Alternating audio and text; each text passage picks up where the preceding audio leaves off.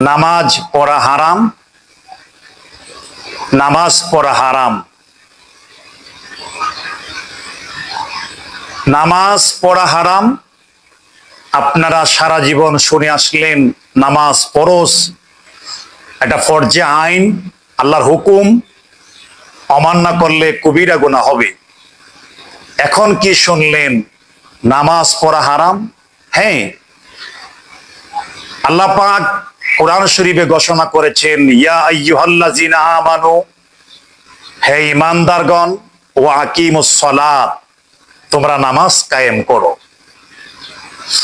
আল্লাহ পাক কোরআনে ঈমানদারের কথা বলেছেন নামাজ কায়েম করার জন্য।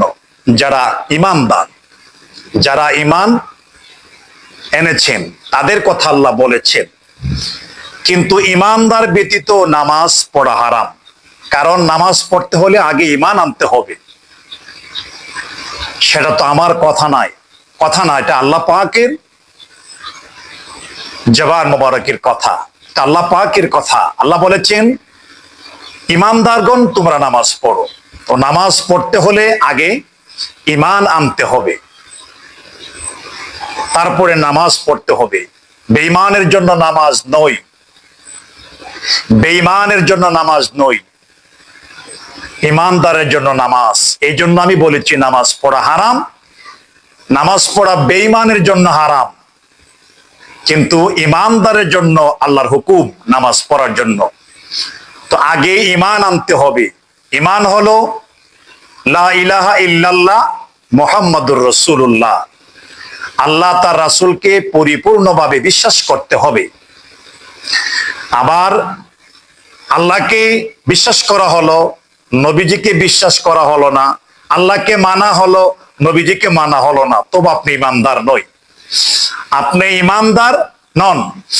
আপনি ঈমানদার পরিপূর্ণ, আল্লাহ তার রাসূলের প্রতি পরিপূর্ণ বিশ্বাস আপনার রাখতে হবে।